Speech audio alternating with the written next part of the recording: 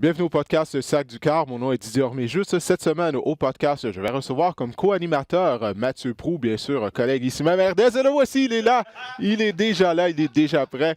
Et on va aller rejoindre également à Tampa via Skype Anthony Auclair. Malheureusement, les Buccaneers de Tampa Bay qui se sont inclinés par la marque de 27-23 face aux Titans du Tennessee dimanche après-midi. Et après ça, on va revenir également sur cette défaite des Alouettes. C'est un match qui ne voulait rien dire au classement. Du côté des Alouettes, on va faire notre tour d'horizon de la dernière semaine d'activité du côté de la Ligue canadienne de football. Ensuite de ça, on va retourner à la NFL. Il y a eu de bons matchs, d'excellentes performances. Une autre excellente performance à part d'Aaron Rodgers. Ça se passait dimanche soir au Arrowhead Stadium face aux Chiefs à Kansas City. Alors, on a mis la table. Et bien maintenant, le podcast Sac du Car commence à l'instant.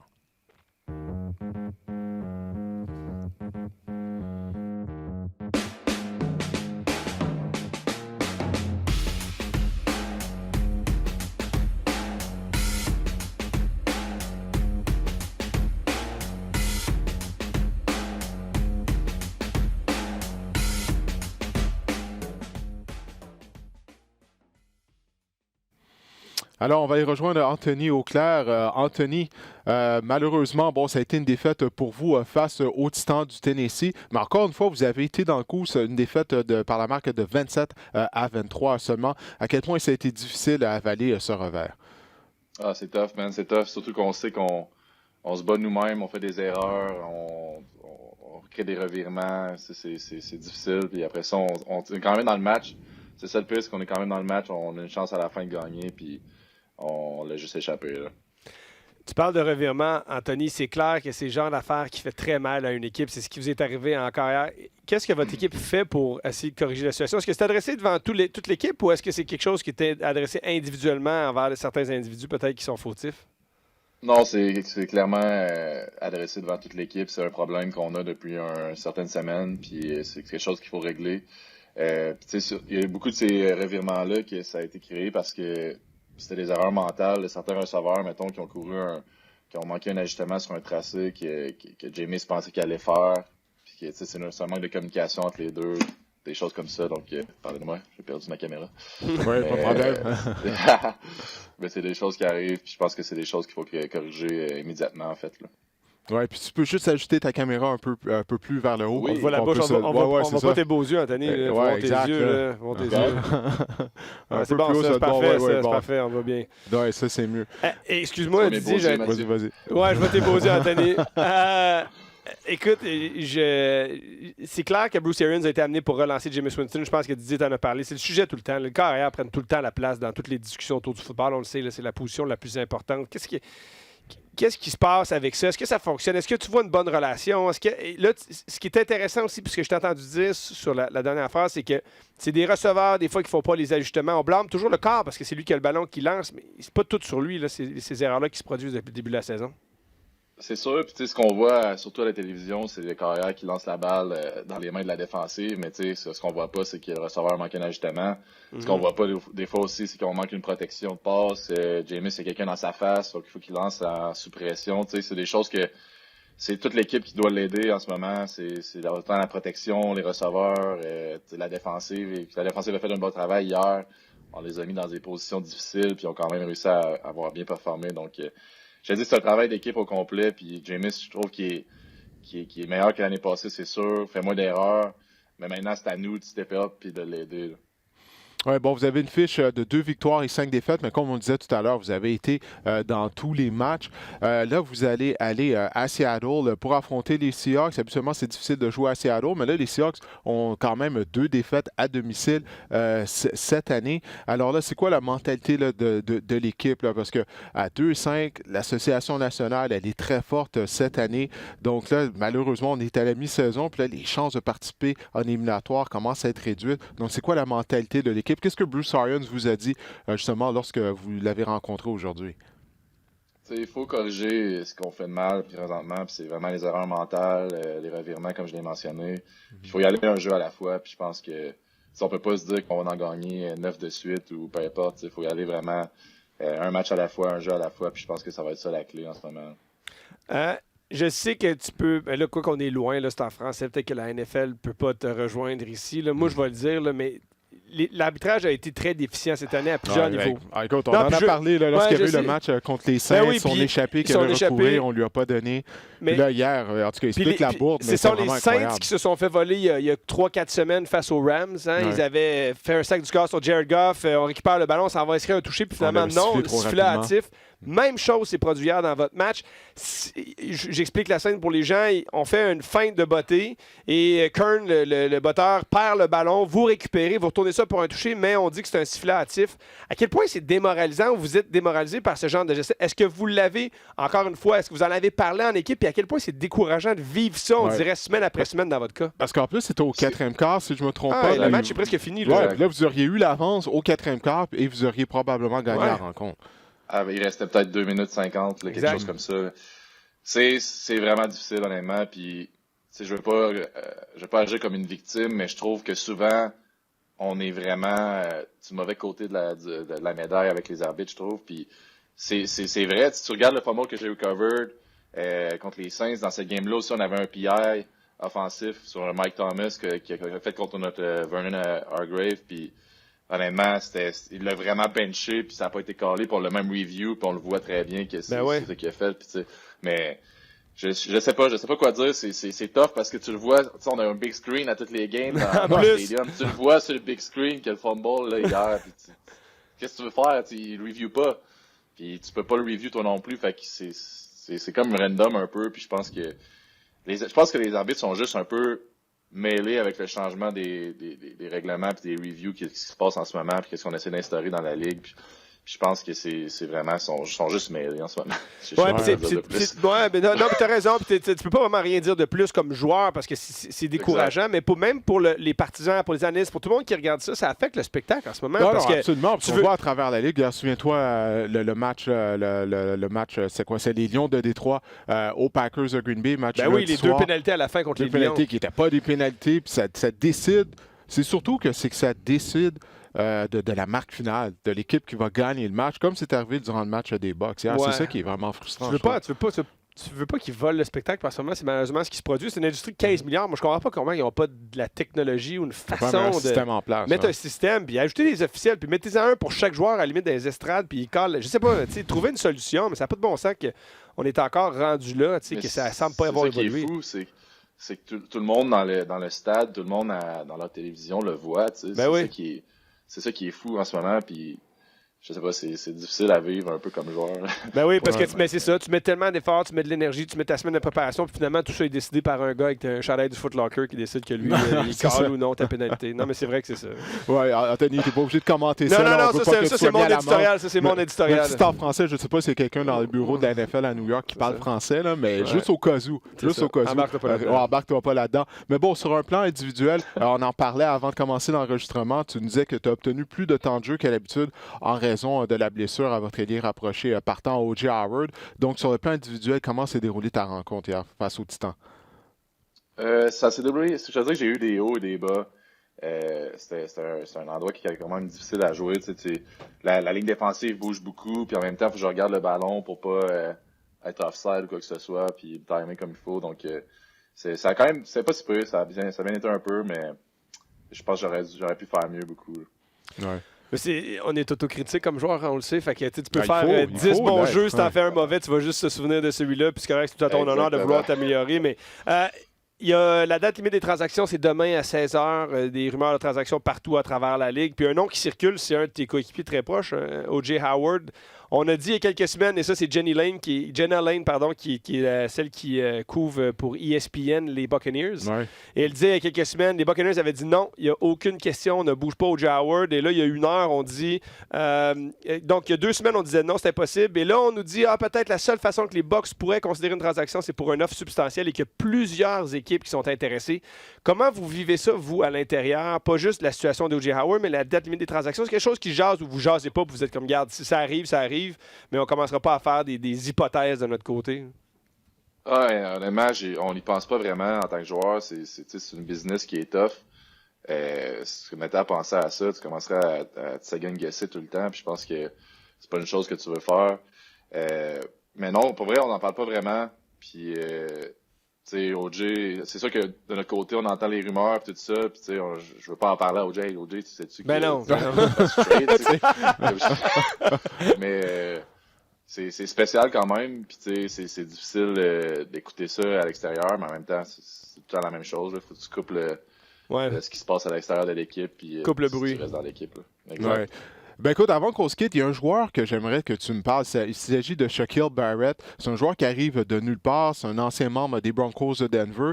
Puis là, il est parmi les meneurs au chapitre des sacs du quart du côté de la NFL, à égalité avec un autre joueur avec 10 sacs.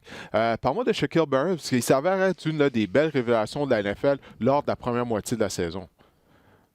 C'est drôle que tu me dises ça parce que la semaine passée, il y a un joueur qui disait dans notre équipe, il sort de où, lui?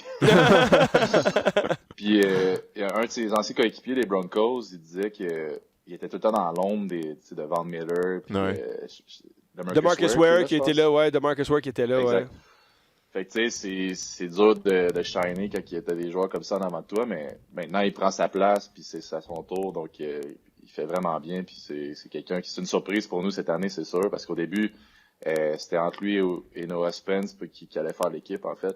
Puis finalement, c'est lui qui l'a fait. Puis ça s'avérait une bonne décision. Je pense que c'était la bonne décision de l'organisation. Hey, moi, tu disais que c'était une dernière question. Moi, j'en ai une dernière. Vas-y, la semaine passée, tu étais à Québec. On était à Québec ensemble. Bon, on s'est parlé du Rougeard. Ben, écoute, tu mets deux gars du Rougeard. Tu m'as forcé à poser des questions. Je vais parler du Rougeard. On a battu les Carabins en passant, juste de même. J'ai pas de parti pris, moi, dans cette rivalité-là. J'ai pas joué pour aucune des universités en passant. Tu veux dire, tu prends pas pour nous autres, c'est ça? Non, moi, je suis comme la Suisse. Je me mêle de rien. Ah, c'est ça, parfait. J'ai des amis des deux côtés. J'ai des anciens coéquipiers des deux côtés. Je me mêle pas de ça. Parfait, c'est bon. Mais tu cheeras pour nous autres. Avant qu'on commence. Ouais, c'est pas ça qu'il disait, Anthony. Il était lui, go Laval, go! Non, c'est pas vrai. Mais je veux que tu parles de ça parce que justement, on a eu la chance d'être élu sur l'équipe d'étoiles des 25 ans du Rougeard. C'était comment? Tu as eu la chance? C'était cool parce que c'était semaine de congé. Tu as pu venir voir ta famille, ton monde, puis participer à ce match-là. Comment c'était justement cette semaine de congé puis de revenir à Québec là, pour quelques jours? Quel addon, pour de vrai, quel addon. À chaque année, ça tombe que le bye week était pour une game contre les Carabins, donc c'est tout le temps le fun de descendre puis de voir ça. Mais quel addon, puis honnêtement, ça a été du taponnage pas mal parce que nous, on commençait à 8h lundi matin après. Fait qu'il fallait que je prenne un vol à 5h, que j'aille à Orlando, que je me loue un char que t'aimes pas. Ben non! Je suis comme à 1h du matin. Tu l'as pas manqué ça, Hey, moi, je pensais que j'avais fait des gros efforts en partant de Montréal en char, faire un 24 heures à Québec. Chapeau, mon gars. En plus, on a dû te convaincre d'y aller. Ouais, tu vas pas manquer une journée de travail. Je vais pas manquer une journée de travail. J'ai des games, tu sais, tout ça. Lui, il part de Tampa, puis il conduit. Tout ce que ça a pris pour se rendre. Ben, chapeau, en tout cas, félicitations pour ça. C'était cool de te voir, puis c'est amplement mérité. Félicitations à toi aussi, man. Yeah, man. Merci beaucoup. Bon, ben parfait. Le Love Fest est maintenant terminé. Bon, écoute, Anthony, merci encore une fois d'avoir pris du temps dans ta journée. Je sais que la journée était occupée au lendemain d'un match. Vous aviez des réunions, ainsi de suite. Puis là, ben écoute, je vous souhaite la meilleure des chances la semaine prochaine face aux Seahawks à Seattle. Puis nous, on va se reparler dans le cadre du podcast dans 2 semaines. Fais attention à toi. Parfait. Merci les boys. Merci Anthony. Yes, toi aussi. Bon, ben parfait. On va maintenant tourner du côté de la Ligue canadienne, si tu veux bien, Mathieu. Ben ouais, tu fais de trouble, toi. Ouais. On va parler du match des Alouettes. Ils se sont inclinés par la marque de 38-26 contre les Tiger Cats de Hamilton. Le match était bien sûr présenté au stade de Percival Molson. D'abord, avant tout, il faut dire que le match n'avait aucun impact sur le classement. Les Tiger Cats sont assurés de terminer au premier rang. Les Alouettes sont assurés au deuxième rang. Peut-être que les deux équipes vont s'affronter dans le cadre de la finale de l'Est, mais ça, c'est encore loin.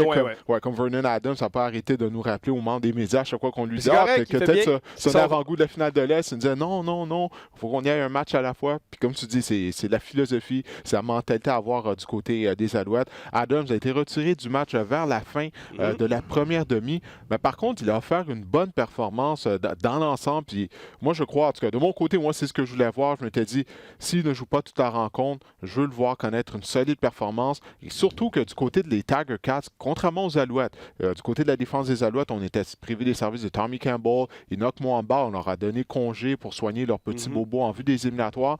Mais ce n'est pas le cas du côté des Tiger Cats, Mathieu. On avait toute notre formation partante, autant en attaque qu'en défense. Puis Adams a bien fait là, lorsqu'il était dans le match. Oui, puis d'abord, pour les Tiger Cats, je pense que c'était une bonne idée parce que c'est toujours ce fameux débat entre reposer tes joueurs ou les garder en uniforme, garder le rythme ou avoir de la rouille. C'est très difficile à gérer, puis il reste quand même, il restait 2 semaines de saison plus une semaine de congé aux Tiger Cats. Il joue seulement un match qui signifie quelque chose le 17 novembre.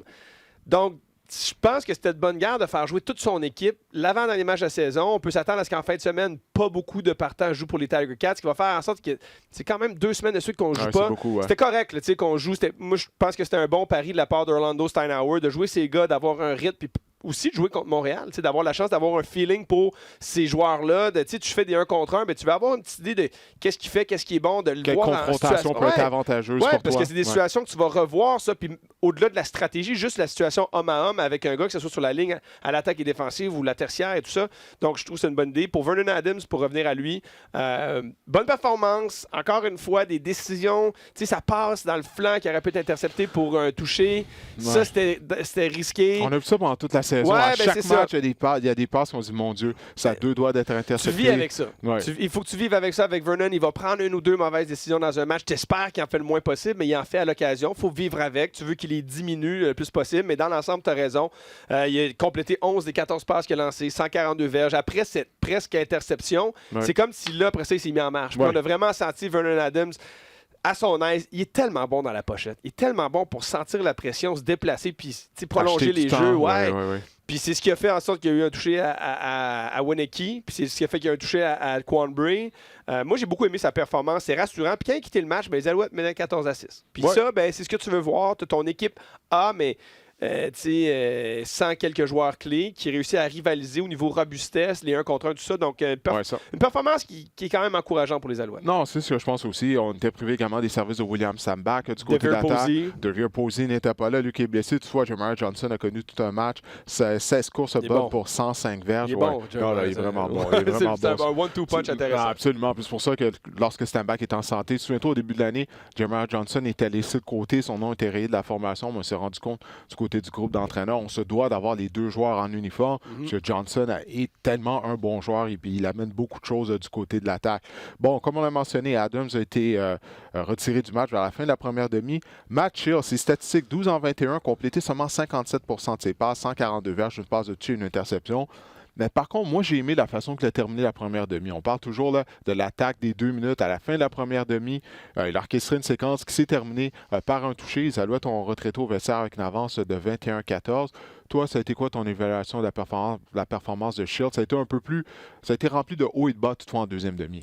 Moi, j'aime bien Matt Shields. J'ai aimé le fait qu'on lui octroie un contrat cet été. On a renouvelé son contrat pour s'assurer d'avoir ses services. C'est un bon second. Tu vois que c'est un bon gars d'équipe. Oui. C'est un gars qui mûrit bien dans le système. Très studieux, très professionnel. Puis tu veux un gars comme ça à côté de Vernon Adams. C'est clair, là, le portrait chez les Alouettes, Vernon Adams est 1, puis Matt Shields c'est 2, puis il est là pour le seconder, l'appuyer. Donc moi, j'aime beaucoup Matt Shields. J'aime ce qu'il apporte. Je trouve que c'est un corps qui oui, te donnera peut-être pas les jeux explosifs, puis tout ça, mais va donner du travail constant. Il est encore jeune. Ouais. Donc, tu vis avec les hauts et les bas d'un gars qui joue pas beaucoup. Bon, au moins, qui te donne une chance de gagner. C'est ce qu'on demande toujours du carrière réserviste, carrière numéro 2. Lorsqu'on a joué au BC Place, on aurait dû gagner le match même. Et puis là, bon, face au Tiger Cats, ça a quand même été une performance correcte, je crois, de sa part. J'ai aucun problème avec la performance de Mathieu. Je trouve qu'il a bien joué dans cette l'important, c'est qu'on lui donne du temps de jeu. Avant les éliminatoires, je pense qu'il va être sûrement un des carrières les plus occupés vendredi soir à Ottawa face au Rouge et Noir. On va voir quelle sera la stratégie du côté de Carey Jones. Mais dans l'éventualité qu'il arrive quelque chose à Vernon Adams, il doit être prêt. Ouais, vas-y. Ouais, t'as raison, je t'ai coupé. Hein. T'as fini ta pensée, c'est bon. Ouais, là, Est-ce qu'on peut faire jouer Matt Shields, puis si on en fait jouer un autre, on fait pas jouer Pipkin? Est-ce qu'on peut faire Hugo ça? Richard? Puis pas juste parce que Hugo Richard, c'est un gars du Rouge et Or, là. Vraiment pas. Là. Non, t'es sûr? Je suis prêt à t'avoir vu avec Anthony, là, je suis pas certain. Je l'ai tatoué, mais c'est pas ça. L'idée, c'est la chose suivante. C'est un corps canadien. On veut développer des corps canadiens, il faut leur donner des opportunités. Mais surtout, je te dirais, c'est un vote de non-confiance à Pepkin. Pourquoi Pepkin est encore là? Pourquoi Pepkin fait encore partie de l'organisation? J'ai rien contre le gars, là. Mais il a prouvé qu'il n'était pas la solution, qu'il ne pouvait pas être un corps partant dans cette ligue. Pourquoi le conserver? Puis lui, si on donne du temps de jeu à quelqu'un d'autre que Matt Shields, j'espère que c'est Hugo Richard. Ben, regarde, je suis obligé de me faire l'avocat du diable. Je suis d'accord avec tout ce que tu as dit à propos d'Antonio Pipkin. J'en avais parlé, surtout après le match contre les Lions de la Colombie-Britannique. Mon Dieu, Tu as juste à faire une faufilade du corps. Ouais. Même ça, là, tu peux pas faire ça maintenant. Mais la seule chose, c'est que je me mets à la place de Carey Jones, du groupe d'entraîneurs des Alouettes. Puis j'imagine que Hugo Richard va obtenir du temps de jeu à Ottawa vers la fin de la rencontre. En tout cas, c'est ce que j'assume. On verra bien. Mais parce que s'il arrive quelque chose à Vernon Adams, ça veut dire que Shields devient ton partant. Puis ça veut dire que Matt Shields est à seulement un coup, finalement, d'être sur les lignes de côté. Puis là, après ça, c'est qui ton prochain carrière? Hugo Richard. Mais Hugo Richard n'a aucune expérience de la Ligue canadienne. Donc, il faut que tu y ailles avec Antonio Pipkin en tant que carrière numéro 3 à ce stade-ci de l'année, étant donné que Hugo n'a pas joué du tout durant l'année. C'est un bon point. Regarde, comme je te dis, moi aussi, je crois qu'Antonio Pipkin nous a démontré qu'il n'avait pas sa place à titre de carrière partant dans la Ligue canadienne de football. Mais à ce stade-ci de l'année, tu dois y aller avec le joueur le plus expérimenté. L'année prochaine, ce sera une autre histoire. Mais pour l'instant, ce serait la chose à faire, mais selon moi. Mais j'espère voir Hugo Richard obtenir du temps de jeu. Je l'ai vu tout au long de la saison, rester après les entraînements, lancer des passes à des receveurs de passes, de faire du travail supplémentaire. Donc, j'espère bien qu'on va le voir obtenir du temps de jeu. Donc, les Alouettes, il n'y a pas eu de blessés, ça, c'est une bonne chose lors de la dernière rencontre en général. Alors, on va maintenant se tourner sur les autres matchs qui étaient présentés au sein de la Ligue canadienne. Bon, tout d'abord, les Blue Bombers de Winnipeg, ils ont défait les St. Peters de Calgary par la marque de 29-28. Bon, écoute, la première chose qu'il faut que je te parle durant de ce match-là, c'est la performance du carrière Zach Collaros. Chris Traveler est blessé. Collaros, que ça fait quoi? On dirait que ça faisait 2 ans qu'on ne l'avait pas vu. Du moins, on ne l'avait pas vu obtenir de temps de jeu depuis la première semaine d'activité lorsqu'il avait subi une commotion cérébrale. Et dans cette époque-là, il portait les couleurs des Riders. S'est amené, a connu un bon match, a ramené les Bombers de l'arrière afin de l'emporter par 1 contre Calgary. Je te pose simplement la question, si les éliminatoires commençaient aujourd'hui, qui serait ton carrière partant si les deux sont en santé entre Chris Traveler et Zach Collaros? Moi, c'est Zach Collaros. C'est Zach Collaros, mais je reviens à mon système. C'est drôle parce qu'on a parlé avec Pierre, avec Bruno et David avant le match des Alouettes parce que le match avait lieu la veille. Puis, dans le fond, on peut revenir à ce système qu'on avait avec Matt Nichols. Tu as un passeur, puis tu as Chris Traveler comme changement de rythme. Tu as ton système à 2 quarts. Puis moi, c'est ça que je continuerai à faire. Dans le fond, j'utilise les deux. Zach Collaros est clairement un meilleur passeur que Chris Traveler. C'est un gars qui connaît bien la Ligue canadienne. J'enlève rien à Chris Traveler pour sa compréhension, mais au niveau de l'exécution, ça marche pas. Mais c'est un fichu d'athlète. Donc, c'est une double menace en charrière avec Andrew Harris. Fait que moi, j'utilise Zach Collaros comme numéro 1. Puis je donne des répétitions à Chris Traveler tout au long du match pour changer le rythme puis amener une autre dynamique. Mais pour moi, c'est Zach Collaros. Non, j'avoue, c'est une bonne idée. Tu vois, j'avais même pas pensé à ça. Moi, je pensais vraiment qu'il faut qu'un des deux soit le partant. Ben oui, on peut retourner à notre système avec 2 carrières qui fonctionnaient très bien. Ça a bien fonctionné l'année passée. Ça fonctionnait bien en début de saison du côté des Bombers. Donc, avec cette défaite-là, ça fait en sorte que les Stampeders, il semble qu'ils vont pas terminer au premier rang de la section ouest parce que les Rough Riders à Saskatchewan, eux, ils ont défait les Eskimos de Edmonton par la marque de 27-24. Ça fait en sorte que les Riders ont maintenant 2 points d'avance sur Calgary en tête de la section ouest. Donc, tout ce que les Riders ils ont à faire du côté de la Saskatchewan, c'est simple, c'est de récolter un autre point lors de la dernière semaine d'activité. Ils vont recevoir les Eskimos d'Edmonton. Donc, un match nul ou une victoire, ça va faire en sorte que les Riders vont être assurés du premier rang. Ou même s'ils perdent et que Calgary s'incline à BC, eh bien, les Riders vont avoir la première position du côté de l'Ouest et par conséquent, la semaine de congé. Il n'y a rien qui est joué finalement là-bas. Non, finalement, il n'y a rien qui est joué. C'est ça, là, du côté de l'Est, on n'arrête pas de se plaindre. On dit, waouh, les 3 derniers matchs des Alouettes, c'est plate et il ne se passe rien. Mais là, du côté de l'Ouest, tout doit être encore décidé. Écoute, moi, je veux te parler de cette rencontre-là, de la performance du carrière de Trevor Harris. Il a effectué un retour au jeu. Harris a bien fait pour les Eskimos. Ça faisait longtemps qu'il n'avait pas joué. Il avait été placé sur la liste des blessés de 6 matchs. Moi, c'est ce qui m'intriguait. Je vais voir quel genre de performance il allait offrir parce que ce sont les Eskimos qui vont s'amener au Cypress Molson le 10 novembre contre les Alouettes. Qu'est-ce que tu as pensé de la performance de Harris? Très bonne performance. C'est un bon carrière, n'a pas perdu son rythme. On l'a enlevé de la liste des blessés de 6 semaines parce qu'on veut lui donner le plus de départs possible avant le match éliminatoire. On savait qu'on était classé. On aurait pu décider, pour le plafond salarial, on le laisse sur la liste des blessés pour 6 semaines. On le sort à la fin de la saison. Il dispute un match. Après ça s'en vient jouer à Montréal. Mais non, on voulait vraiment lui donner le plus de temps possible de jeu alors qu'il sentait qu'il était prêt. J'ai trouvé que c'est un carrière qui a retrouvé son aplomb, sa chimie avec Greg Ellingson clairement présente. C'est un bon groupe de receveurs, c'est une bonne ligne à l'attaque. C'est une attaque qui peut causer des problèmes à beaucoup d'unités défensives. Trevor Harris, par contre, a la la réputation d'être un corps qui, dans les grands moments, ne se présente pas. Mais Trevor Harris, pour moi, avait l'air très bon dans cette rencontre. Oui, il a complété 73% de ses passes contre la Saskatchewan pour 321 verges, une passe de toucher, 2 interceptions. Alors, cette semaine, ça va lui donner une autre opportunité également là, d'enlever la rouille à l'approche des éliminatoires. Bon, dans le dernier match qui était présenté, je dis le dernier match, c'est que je l'ai sauté parce que c'est un match qui ne voulait vraiment rien dire. Toronto affrontait Ottawa. Victoire de Toronto, 39-9. Écoute, on ne va pas s'étirer bien longtemps sur ce match-là, mais c'est une 10e défaite de suite, Mathieu, pour Ottawa. 10 défaites de suite.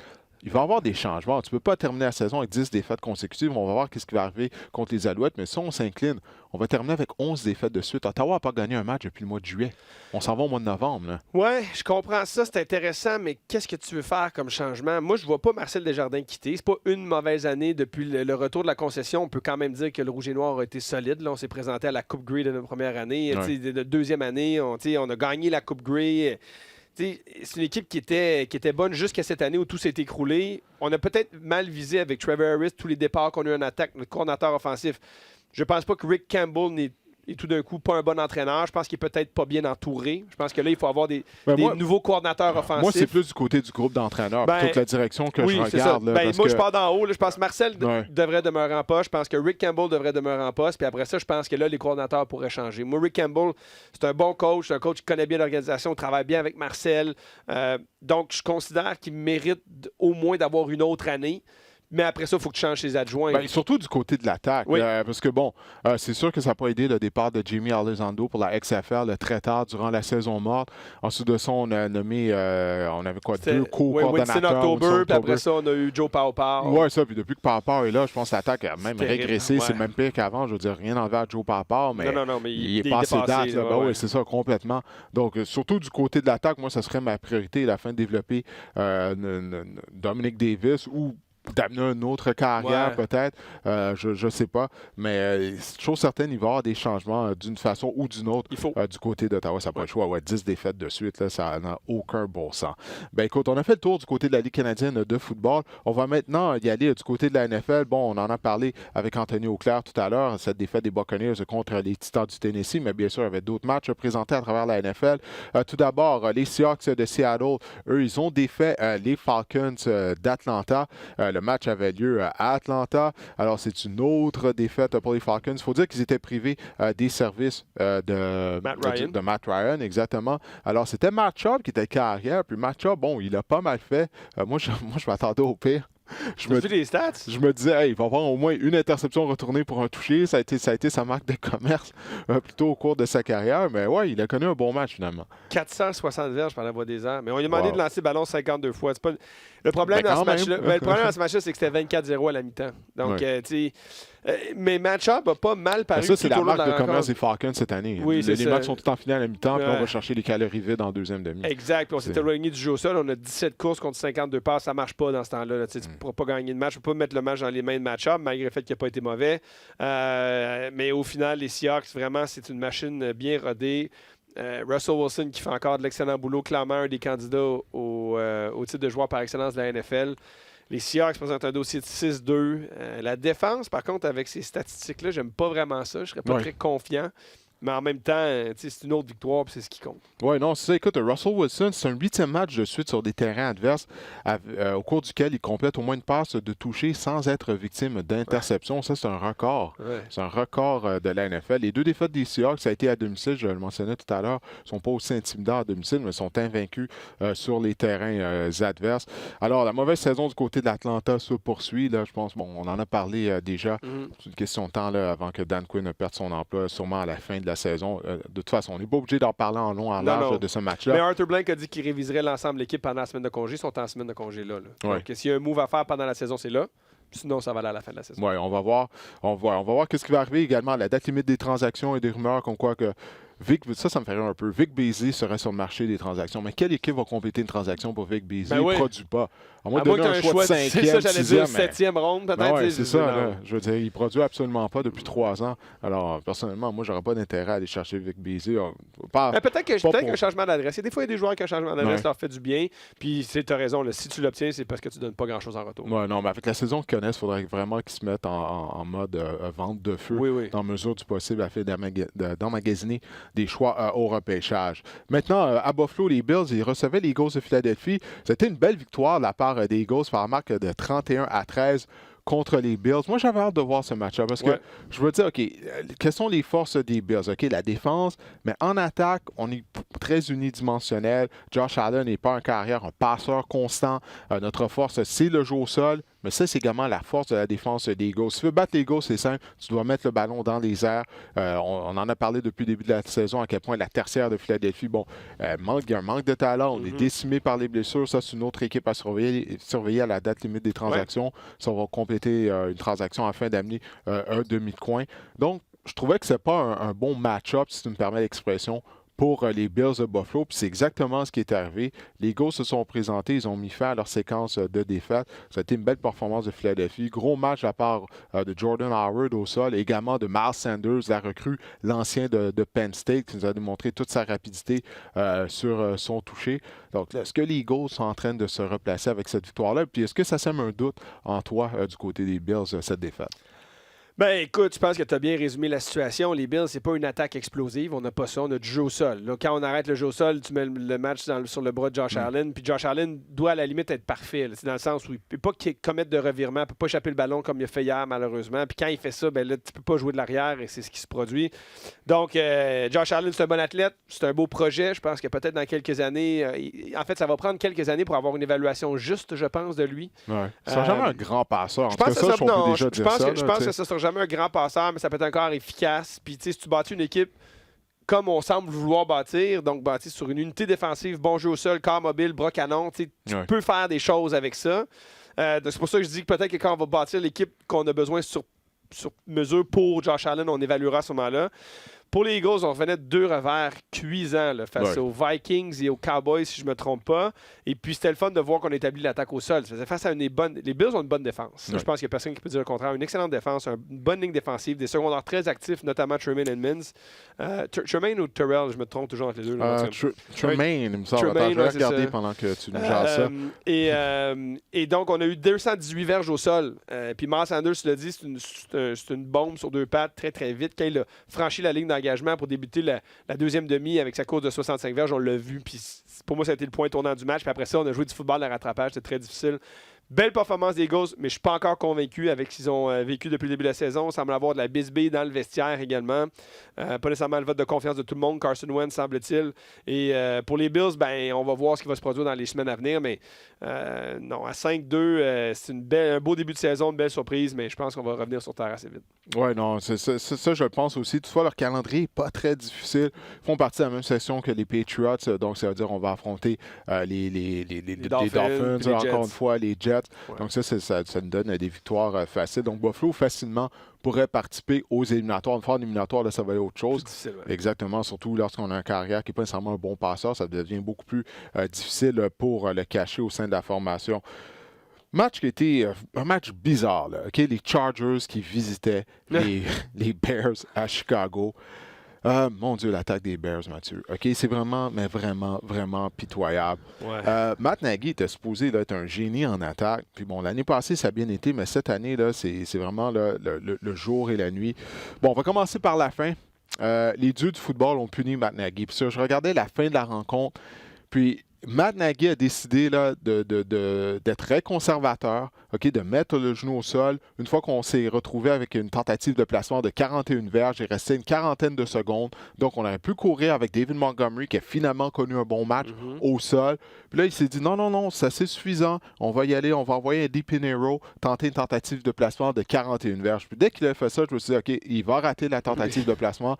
Les football gods, les dieux de football vont punir Matt Nagy. À chaque fois qu'un entraîneur fait ça, on dirait que ça revient l'hanter. Pourquoi pas courir, aller gagner 5 verges de plus. OK, tu as vu la façon qu'il a raté le placement? Si, au lieu d'être une tentative de placement de 41 verges, c'en est une de 36 verges, les Bears gagnent probablement le match. Je sais que c'est pas la raison pour laquelle ils ont perdu le match, parce que ça commence avec le carrière, Mitchell Trubisky, qui a été vraiment atroce pendant la majorité de la rencontre. Mais toi, qu'est-ce que tu as pensé de cette décision-là de la part de Nagy? Mais d'abord, il a été très défensif devant les médias. Je ne sais pas si tu as vu ses réponses. Il n'a pas aimé qu'on lui pose des questions sur ça. Ouais. Mais en même temps, dans ses réponses, il nous avoue qu'il n'a pas confiance en Trubisky, puisqu'il disait ben là, qu'est-ce que vous m'auriez dit si on avait échappé le ballon, si on a été victime d'une interception? Ben, c'est ça le problème des Bears. C'est que là, même au niveau du coaching, il faut que tu coaches en disant OK, quelle décision je dois prendre, c'est ça, puis que Mitchell ne va pas nous faire perdre de match. C'est là où, tu sais, puis pour être honnête, il faudrait que je regarde l'ensemble du match. Je n'ai pas regardé au complet. J'ai regardé certains moments du match.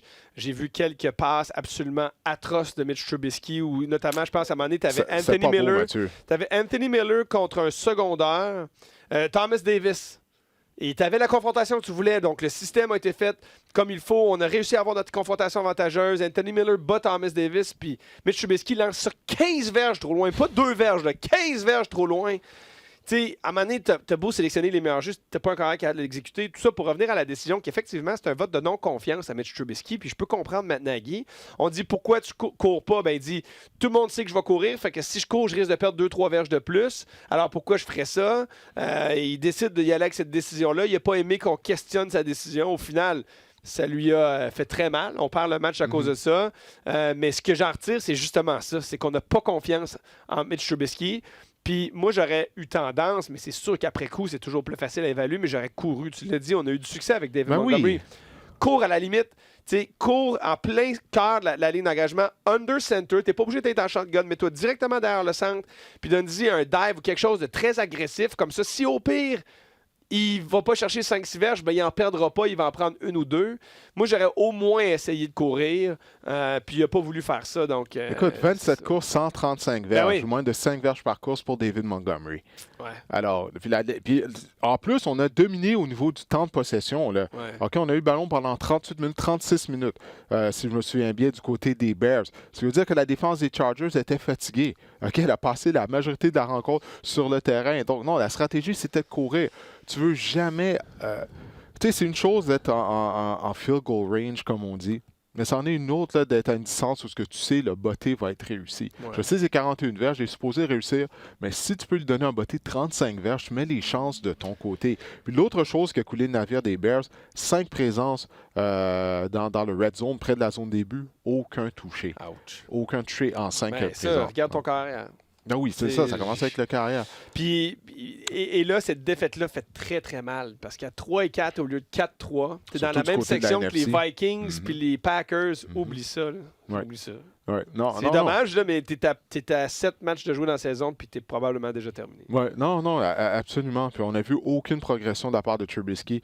Si on retourne à la première semaine d'activité jusqu'à maintenant, c'est pas mal la même chose qu'on voit en termes de performance de sa part. Maintenant, bon, là, il y a les Giants de New York qui affrontaient les Lions de Détroit. Alors ça a été un match qui a été serré.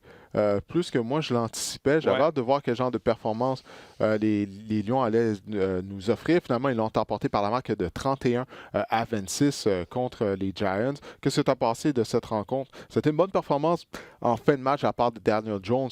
322 verges, 4 passes de toucher, aucune interception pour le carrière recrue de New York. Oui, on ne mettra pas d'interception à sa fiche, mais on va se rappeler de sa passe vers l'arrière qui a été récupérée par Devin Kennard pour un toucher en début de match. Ça ne paraît pas dans les stats, non, là, mais, non, c'est ça. Mais c'est un jeu déterminant dans la rencontre quand tu regardes le score final. Moi, ce que je retiens, c'est Matt Stafford. Matt Stafford joue probablement de son meilleur football en carrière présentement. 342 verges, 3 passes de toucher, une interception. Ça va bien, là, cette équipe-là. Cette équipe-là est capable d'attaquer les zones profondes. On l'a vu avec Kenny Golladay. Danny Amendola, quand même 8 réceptions. Donc, receveur de possession, c'est ce que tu veux, qu'il y ait beaucoup de réceptions dans un match. Marvin Hall avec une réception, mais c'est sur 49 verges pour un toucher. T'sais, on est capable de bouger le ballon. Je trouve que Matt Stafford paraît bien. L'attaque au sol, encore une fois, pas très présente. Malheureusement, l'absence de Kerryon Johnson fait mal. Mais ça, j'allais dire, c'est quoi vraiment la différence des Lions de cette année en comparaison aux Lions au cours des 5-6 dernières années. Mis à part Stafford qui joue mieux, Ouais. comme tu as mentionné, il a vraiment été solide cette année. Mais souviens-toi, lors des dernières années, on n'a pas d'attaque au sol. On n'a pas une défense solide. Puis là, c'est la même chose. C'est la même affaire. Je veux dire, Daniel Jones s'est amusé aux dépens de cette unité défensive. Hein. Ouais, puis on est déjà on le sait, là, on commence à préparer déjà l'avenir là, parce qu'on s'est débarrassé de Quandre Diggs sur le marché sur la en Par transaction. oui. On parlait d'Harris Lee, c'est peut-être un autre joueur qui serait sur le marché des transactions. Donc, on le sait, là, à 3-3-1, on parlait de la section avec les Vikings puis les Packers, c'est presque impossible.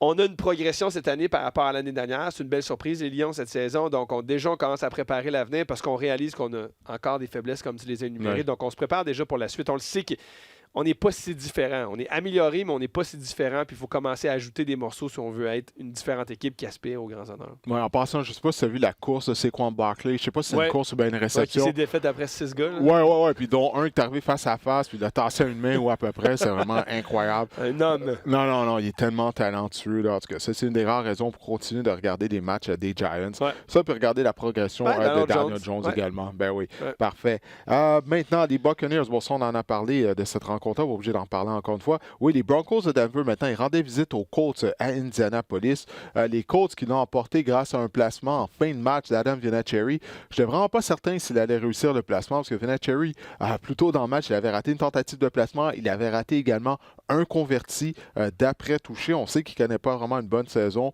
mais encore une fois, le vétéran nous a démontré que lorsqu'on a besoin de lui dans les moments cruciaux, ben, il répond à l'appel. Alors, qu'est-ce que tu as pensé de cette rencontre-là? Je sais qu'il y a Joe Flacco qui a critiqué le groupe d'entraîneurs après le match et il dit, écoutez, là, on a une fiche de 2 victoires et 6 défaites. Je comprends pas pourquoi on joue de façon, on est conservateur en fin de match. On devrait prendre des chances, on devrait être plus agressif. Mais en même temps, c'est pas comme si Joe Flacco il produisait, là, puis il va se permettre de critiquer. Non, je comprends, puis c'est intéressant ce propos-là, parce que tu dis qui a le droit de critiquer? Est-ce que c'est seulement eux qui produisent ou est-ce que tout le monde dans l'équipe? À quelque part, Joe Flacco, t'as-tu déjà entendu Joe Flacco dire quelque chose comme ça? C'est une des rares fois. Ben, c'est une des rares fois qu'on entend parler. C'est un gars qui est professionnel, qui dit rien, qui dit les bonnes choses. Mais là, clairement frustré. Il est pas fou, Joe Flacco. Là. Il sait que sa saison n'est pas extraordinaire. Ouais, il avait pas tort. Mais justement, il n'a pas ouais. tort du tout. Puis c'est là où je me dis, ben sais-tu quoi? Ils disent que tous les partisans, tous les médias, plusieurs joueurs se disent. Puis il le dit tout haut parce qu'à un moment donné, t'es carrière, t'es leader, t'es vétéran, tu le sais que c'est la fin. Là. Joe Flacco, il le sait qu'il ne signera pas un autre contrat de 4 ans avec les Broncos. Fait qu'il dit les vraies choses. Regarde, à un moment donné, là, on est en fin de match, on a la chance de. On est 3-5, puis au lieu d'essayer une passe un peu agressive, on va avec un petit jeu au sol, pépère, on redonne le ballon, puis il marque, puis il gagne le match. Je le comprends d'être fâché, je le comprends de sortir ça. Bon, peut-être qu'on ne devrait pas, mais à quelque part, on peut excuser Joe Flacco de le faire une fois dans sa carrière, dans une situation où ça va pas bien. Puis pour les Colts, on est chanceux là, parce que on l'a échappé belle face aux Broncos. C'était pas un de nos meilleurs matchs de Jacoby Brissett, c'était pas une de ses bonnes performances cette année après une superbe performance la semaine dernière. Puis on se retrouve avec un dossier de 5 victoires, 2 défaites, donc on est toujours en bonne posture. Oui, la défense des Broncos qui a bien joué. En passant, Joe Flacco, qui joue bien depuis environ un mois. En passant, Joe Flacco, bien, il ne jouera pas la semaine prochaine et il a une blessure au cou. C'est le genre de blessure que tu peux pas diagnostiquer. Là, mais j'ai mal. Non, c'est ça, exactement. Je ne sais pas s'il va être échangé avant la date limite des transactions. Allen to start. Oui, exactement, qui va être le carrière partant des Broncos. On sait qu'on a repêché Drew Lock lors du dernier repêchage, mais John Elway, en fait, il y a quelques semaines, on demandait pourquoi Drew Lock ne jouait pas, étant donné que la saison est déjà perdue à Denver. John Elway a dit tout simplement que Drew Lock n'était pas prêt encore afin d'être carrière partant. Alors, bonne chance du côté des Broncos. On sait qu'on a échangé Emmanuel Sanders la semaine dernière, alors ça va vraiment de mal en pire. Ben oui, ça n'ira pas en s'améliorant. Non, vraiment pas, on s'entend là-dessus. Maintenant, à Londres, les Rams recevaient, même si c'était à Londres, mais c'est eux qui recevaient les Bengals de Cincinnati. Ce que j'ai retenu de la rencontre, ça a été la performance de Cooper Kupp, 220 verges. Il était constamment tout seul au centre du terrain. C'est comme si c'est exactement le même jeu qu'on refaisait. Puis la défense des Bengals n'avait aucune solution contre le receveur des Rams de Los Angeles. Excellente performance de la part de Jared Goff, mais bon, c'est contre les Bengals, mais c'est ça qu'on doit faire lorsqu'on affronte les mauvaises équipes. Finalement, le jeu au sol a produit quelque peu du côté des Bengals après la performance ridicule de la semaine dernière pour Giovanni Bernard et Joe Mixon. Moi, c'est pas mal tout ce que j'ai à dire à propos de ce match-là. Je sais pas pour toi. Ben, j'ai rien à dire. Les Bengals sont vraiment mauvais, puis les équipes qu'ils affrontent généralement ont beaucoup de statistiques, puis c'est ce qui s'est produit. Ils ont été plus compétitifs hier quand même. Ouais. Mais deux choses. Un, Cooper Kupp, pourquoi n'a pas touché... Il y avait 220 verges, il restait 25 minutes au match. Pourquoi il n'y a pas eu d'autres verges après? Écoute, je peux pas dire que j'ai regardé le match après. C'est ça. Mais non, mais c'est pas intéressant. Non, mais c'est pas intéressant. Moi non plus, j'ai pas vu celui-là parce que, écoute, il y en a tellement de matchs que tu en regardes comme tu peux. Non, mais c'est ça. J'ai pas regardé, mais je me demandais si tu avais la réponse parce que je sais pas pourquoi après ça, on lui a pu donner le ballon. Puis peut-être que les Bengals se sont réveillés quand il s'est rendu à 220 verges. 3 gars dessus. Peut-être qu'il faudrait le couvrir. Peut-être que c'est ça qui est arrivé. On a commencé à lui porter attention. Mais l'autre nouvelle dans ce match-là, c'est Brandon Cooks, par exemple, qui a quitté le match en raison d'une commotion. Ouais. Et pour lui, ça commence à être préoccupant là, parce que ça fait plusieurs dans sa carrière. Écoute, il y en avait eu une il y a quelques semaines. Là, il s'est fait frapper solidement. Puis il y en a une au Super Bowl, on se souvient. Donc là, ça fait plusieurs. Là, puis ça commence à être inquiétant pour un joueur de football. J'espère ça s'accumule là, pour lui. J'espère qu'on met fin à sa saison puis qu'on évalue tout ça pendant la saison morte parce que la santé avant tout. Oui, non, je suis bien d'accord avec toi. À la Nouvelle-Orléans, les Saints recevaient les Cardinals d'Arizona. C'était le retour au jeu de Drew Brees.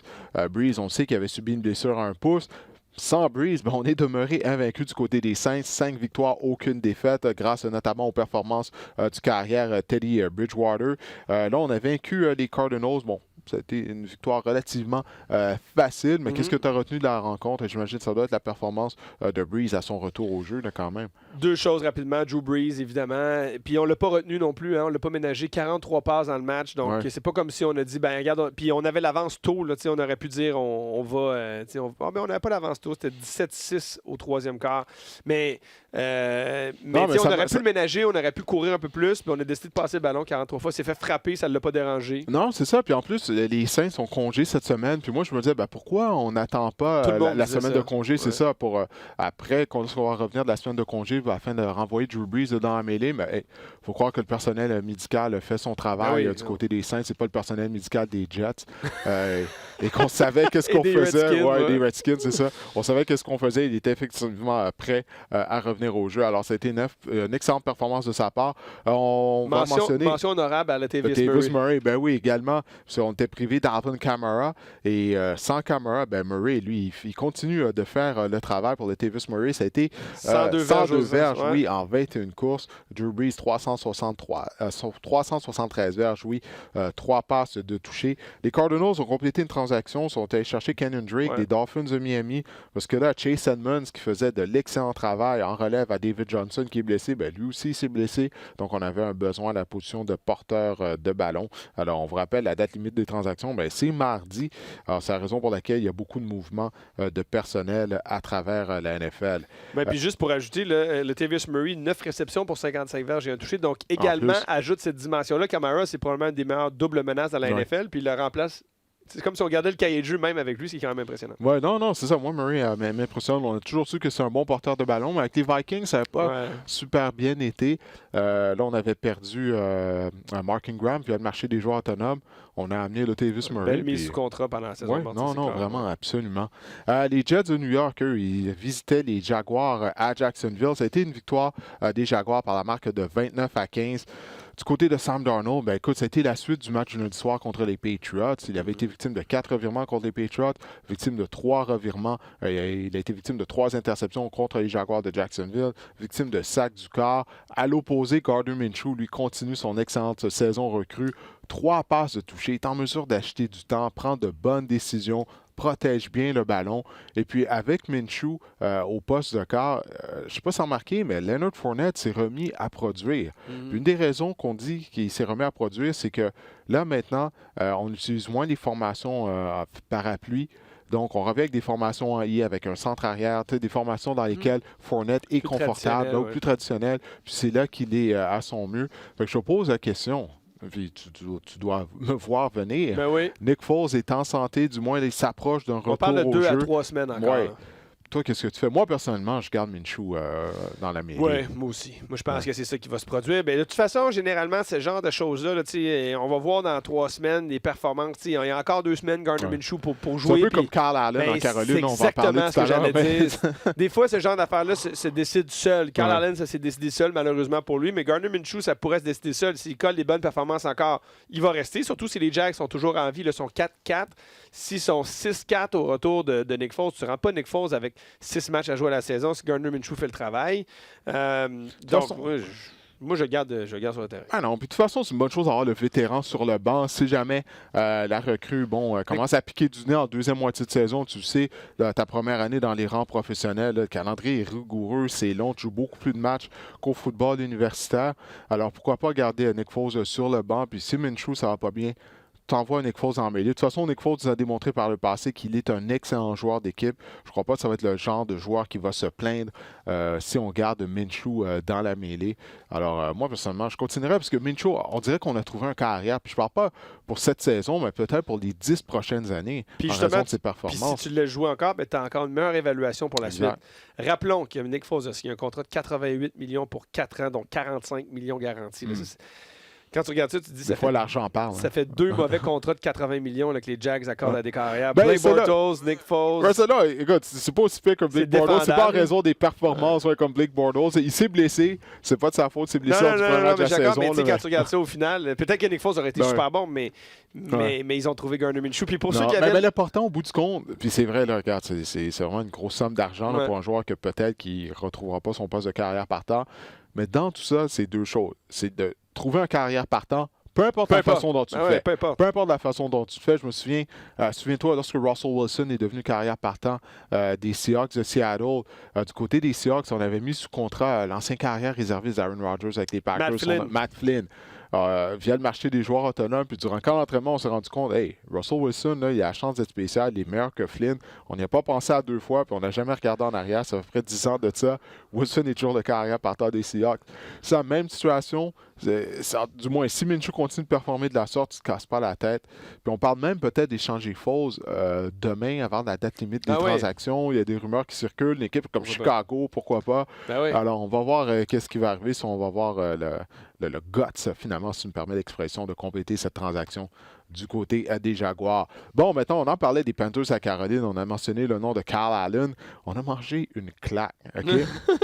Puis, je suis content, j'en ai pas parlé en ondes, mais lorsque j'étais à l'entraînement des Alouettes avec d'autres collègues journalistes, je me disais, je pense que les Niners vont perdre cette semaine, tout simplement parce qu'ils sont dus. Ils vont pas finir 16-0, mais je l'ai pas dit publiquement. Je juste dit à des collègues, du moins, je l'ai pas dit en ondes, je veux dire, 51-13, victoire des Niners. Ils ont complètement écrasé les Panthers qui arrivaient pourtant d'une semaine de congé. Mais écoute, la ligne défensive, encore une fois, des Niners, l'attaque au sol. Kyle Allen a été victime de ses 3 premières interceptions en carrière. Hein. Il n'avait jamais été victime d'interception. Là, 3.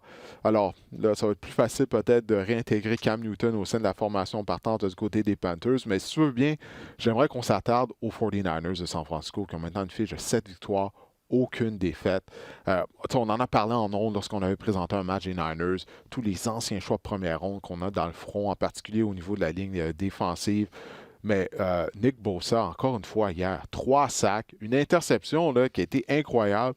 Je ne sais pas si tu as vu même les verges après la réception. Il avait l'air de porteur de ballon. Il saute au plus haut point quand le ballon se débarrasse du carrière, puis il court, puis il a l'air d'un... Je ne veux pas dire un athlète, parce que c'est clairement un athlète, mais il a effectivement l'air d'un porteur de ballon. C'est hallucinant. Oui, est allé d'une fin de changement de direction. Écoute, en tout cas, il a mon vote. Si j'avais un vote là, pour la recrue par excellence en défense, je pense que tout le monde voterait pour lui. Là. Mais c'est pas peut-être le meilleur joueur défensif tout court? Laisse-moi y penser. Meilleur joueur défensif tout court de la NFL? Je ne sais pas. J'essaie de penser quel autre joueur, mon Dieu. C'est une bonne question. T'as pas fait tes votes là, à Blitz ce soir? Oui, non, mais ça, j'essaie de penser à qui j'ai mis. Je suis pas capable de m'en souvenir. Faudrait que je regarde mes courriels, voir mon courriel à qui j'ai mis comme joueur défensif. Je sais que j'ai donné mon vote à Bosa comme recrue. Joueur défensif, t'as mis Devin McCourty. Oui. Ben, je suis allé, écoute. Okay. Ouais, je suis allé avec Devin McCourty. Ben, il mène la NFL pour les interceptions, mais c'est un peu un prix, si tu veux, pour l'ensemble de la défense des Patriots. Ouais, c'est ça, parce que, écoute, historiquement, la défense des Patriots, présentement, c'est une des meilleures de l'histoire de la NFL. Donc, c'est un peu, là, afin de représenter la défense des Patriots que j'ai donné mon vote à Devin McCourty. Maintenant, tu connais mes arguments pour le débat de ce soir. Ouais, c'est ça, tu vas pouvoir me contrer mes arguments. Mais tu sais, je regarde les... Ouais, mais en tout cas, moi, parce que je regarde un peu mon raisonnement pour Nick Bosa comme joueur défensif de l'année, c'est un peu ton raisonnement pour Devin McCourty. C'est comme le joueur par excellence. Il faut qu'il vienne d'une bonne équipe qui produit. Tu ne donnes pas ça à un gars dans une mauvaise équipe qui a des grosses stats. Ben ça, j'ai regardé Shaquille Barrett. On a parlé avec Anthony, tu peux pas donner ça à Shaquille Barrett parce qu'il joue pour les Bucks. Exact. Fait que tu donnes ça à une bonne équipe. Puis les Niners gagnent en raison de leur défense. Mais pour parler des Niners, ce que je dirais, mon commentaire va être court, mais il va être celui-ci. En attaque, on est créatif plus que plein d'autres équipes. Si vous regardez le match, supposé être un grand connaisseur de football pour comprendre que c'est diversifié puis c'est créatif. Le nombre de formations, puis de blocs, puis de toutes sortes de courses. Kyle Shanahan fait très bien ça, puis on continue à avoir beaucoup de verges au sol. Donc, on est très productif au sol. Tevin Coleman et tous les autres. Ouais, Coleman, 4 touchés hier. Wow. Puis Jimmy Garoppolo, on ne demande pas trop. 22 passes hier. Je vais te laisser finir ton point, mais c'est mon point d'interrogation. Vas-y. C'est le point d'interrogation de l'équipe, parce qu'après ça, défensivement, tu n'en as pas de point d'interrogation. Défensivement, on est très solide. Tellement solide avec la ligne défensive. Avec la ligne défensive qu'on a là, on est vraiment bon. Donc, on a une formule qui fonctionne, mais tu as raison, point d'interrogation demande Jimmy Garoppolo. Parce que l'attaque au sol fonctionne tellement bien.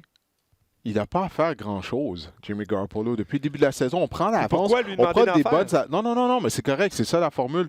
Tu sais, je ne veux rien nous enlever. L'attaque au sol fonctionne. On prend des grosses avances comme on l'a fait contre les Browns. Le match du lundi soir, on l'a fait contre les Panthers hier. Puis c'est avec l'attaque au sol là, qu'on prend des grosses avances. Après ça, on continue de courir avec le ballon. Mais je me dis qu'il va y avoir un match, on va affronter à un moment donné une bonne défense qui va être capable de limiter les dégâts contre le jeu au sol. Éventuellement, Garoppolo va devoir faire des jeux avec son bras. Puis on ne l'a pas vu faire ça vraiment depuis le début de la saison. Du moins, il n'a pas eu à le faire. Donc, c'est pour ça, c'est vraiment un point d'interrogation. Il n'a pas eu à le faire. Hier, j'ai vu être victime de sac, à certains moments être très hésitant. Donc, c'est pour ça que moi, j'ai un point d'interrogation sur Jimmy Garoppolo, je veux dire. Fait penser un peu à Jared Goff, non? Genre de, tu sais... C'est pas un grand corps, mais c'est un corps qui comprend, qui va faire les choses qu'il devrait faire, va faire un mauvais jeu ici et là. Mais même Goff va te sortir des matchs de 300 verges. Ouais. Il l'a fait hier. Garoppolo a fait ça une fois depuis le début de l'année. Non, c'est ça. Tu regardes ses statistiques, mais encore une fois, tu ne peux pas le blâmer parce que le jeu au sol fonctionne tellement. On gagne 200 verges au sol pratiquement toutes les semaines. 9 touchés, 7 interceptions, ça c'est un très mauvais ratio. Mais c'est pas pour rien qu'on est allé chercher Emmanuel Sanders. On veut lui donner des outils, on veut l'aider. Il y a ça aussi, oui. Sanders qui a marqué un touché à son premier match. Tu as George Kittle qui est un des meilleurs alliés rapprochés de la NFL. Donc on essaie de trouver des solutions pour relancer cette attaque aérienne, mais pour l'instant on n'a pas besoin puis ça fonctionne. Donc, non, ça, quand tu arrives en fin de saison, là, tu veux-tu avoir un meilleur jeu au sol puis une bonne défense ou tu veux avoir un carrière qui joue bien? Non, moi, le jeu au sol et la défense. Mais c'est un bon point. La transaction d'Emmanuel Sanders, c'est si on n'était pas satisfait de la performance de nos receveurs. C'est pour ça qu'on est allé chercher le vétéran. Puis tout de suite, là, il a eu un impact avec un touché. Bon, en tout cas, l'excellent début de saison des Niners se poursuit. Les Browns visitaient les Patriots. Le match s'est déroulé pas mal comme on l'anticipait. Ça a été une victoire de la Nouvelle-Angleterre face aux Browns de Cleveland. Voilà. Et écoute, qu'est-ce que j'ai retenu de ce match-là? Bon, les deux échappés de Nick Chubb. Nick Chubb, il a été productif au sol. On le voit, c'est un beau porteur de ballon. Tu peux juste pas échapper le ballon comme ça. Et 13 pénalités du côté des Browns. Ça ne s'améliore pas. On ne devient pas plus discipliné qu'on ne l'était lors de la première semaine d'activité. On disait, bon, OK, c'est le début de la saison. On a été victime de plusieurs pénalités. Mais là, 13 pénalités contre les Patriots. Marque finale 27-13 en faveur de la Nouvelle-Angleterre. Moi, je pense que Freddie Kitchens, c'est une question de temps. Là. Tu te souviens, la dernière fois que tu étais au podcast, c'était cet été. On était avec Meeker. On en parlait. Moi, j'avais dit, les Browns, je ne veux rien savoir des Browns. Je crois pas, j'embarque pas sur le bandwagon. Freddie Kitchens a tout approuvé. Puis là, on est quoi, 2-6 là, maintenant, là, du côté des Browns? Là? Peu importe, c'est une autre saison qui semble être perdue là, à Cleveland. Moi, je pense que ça va être sa seule et unique saison à la barre des Browns, malheureusement. Pas parce que c'est une organisation qui est dysfonctionnelle. 2-5 Cleveland, oui. Beaucoup de critiques à l'endroit de Freddie Kitchens. Et on va vouloir, du côté de John Dorsey, faire porter le blâme à quelqu'un, puis pas aux joueurs. C'est l'entraîneur-chef qui va écoper. C'est sûr que ça ne sera pas les joueurs, c'est lui qui a assemblé l'équipe. Puis c'est intéressant ce que Pierre soulignait hier dans le match entre les Pats et les Browns. Les Pats ont 17 entraîneurs. Les Browns, 27 entraîneurs. Tu as 27 coachs. À un moment donné, le message se perd. Je ne sais pas si tu en as trop, c'est dilué. Ça marche beaucoup, pas? Hein? C'est beaucoup. C'est ridicule, 27. C'est comme trop. Fait que as-tu besoin vraiment de tous ces gens-là autour? Il y a peut-être la confusion, je ne sais pas, mais clairement, Freddie Kitchens a l'air dépassé par les événements. Ça ne fonctionne pas si bien avec Baker Mayfield. Puis les Pats sont juste simplement une meilleure équipe. Puis encore une fois, la défense qui inscrit des points pour les Pats.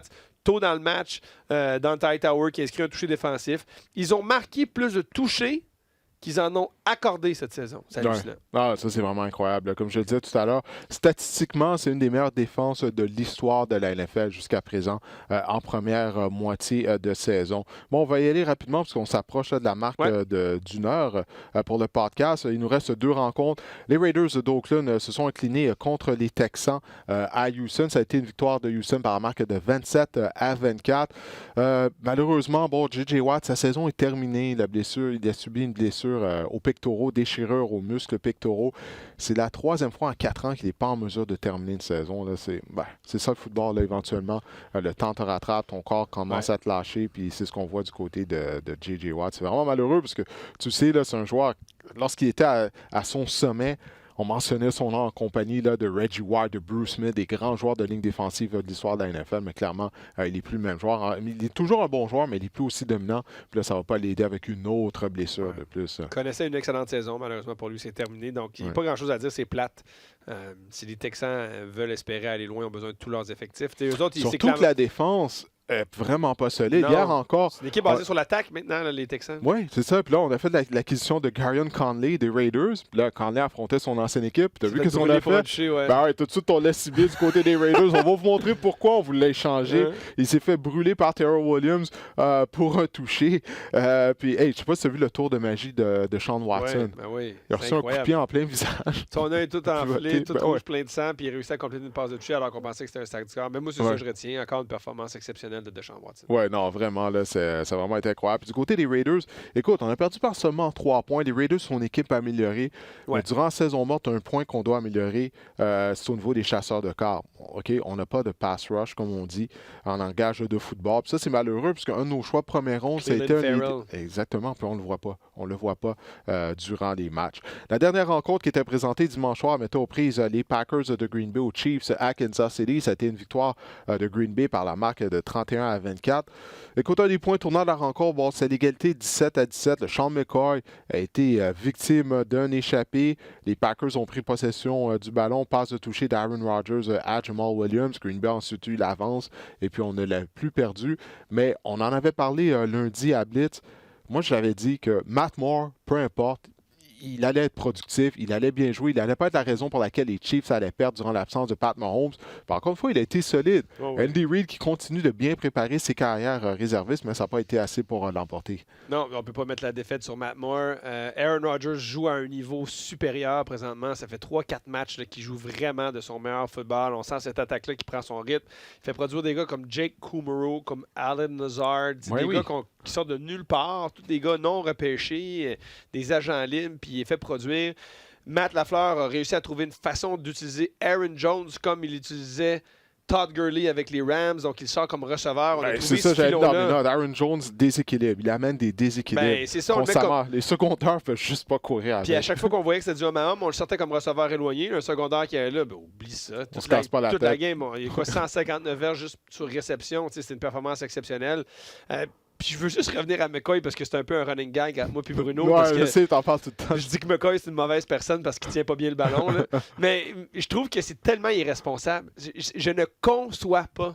Je ne suis pas capable de concevoir qu'un joueur de football tient le ballon comme ça. Ça, là, c'est le ballon. Il va putain. Non, mais t'as raison. Il tient loin de son corps. Puis pas juste quand il est à champ ouvert. Pas juste quand il est à champ ouvert avec personne près de lui. Il était dans le trafic. Dans le milieu de paquets de joueurs défensifs, il tient le ballon, il est à peu près à 1,5 pied de son corps, puis il court, puis c'est sûr, tu vas le perdre, Nono. Tiens-là, le ballon. Il perd le ballon, puis tu l'as dit, c'est le point tournant du match. Ouais, non, parce que c'est l'égalité 17-17 à ce moment-là, puis McCoy va pas changer à sa carrière. Là. Moi, je ne le mets pas sur le terrain. Qui était sur le terrain les 2 séquences suivantes? Damien Williams. Parce que tu peux pas te permettre ça dans un match serré. Tu l'as dit, Matt Moore, tu gagneras pas des matchs, c'est pas parfait, puis c'est McCoy qui est venu bousiller tout ça. Ouais. En tout cas, on va voir si Pat Mahomes va revenir au jeu dès la semaine prochaine, parce qu'il y avait déjà des rumeurs, souviens-toi, qui circulaient, qui pourraient effectuer un retour au jeu contre les Packers. Bon, on a pris une sage décision. Ouais, non, absolument. Puis il y a toujours des chances qu'il pourrait encore, une fois, disloquer à nouveau la rotule de son genou. Alors, on est allé d'une sage décision, mais les Packers de Green Bay, 7-1. 7-1, souviens-toi, au début de la saison, on dit « Oh mon Dieu, ça ne marchera pas entre Matt Lafleur et Aaron Rodgers. On s'entend pas bien. Rodgers ne pourra pas s'habituer à un nouveau système de jeu à ce stade de sa carrière. » Parce que Aaron Rodgers est parmi les candidats au titre de joueur par excellence à la mi-saison. Ben voilà, on a fait le tour. J'espère que cet épisode du podcast Le Sac du Cœur vous a plu. Mathieu, merci d'être venu en studio afin de faire le tour de la NFL, des Alouettes et de la Ligue canadienne de football. Alors, je vous invite à nous écouter la semaine prochaine et on se reparle dans 7 jours.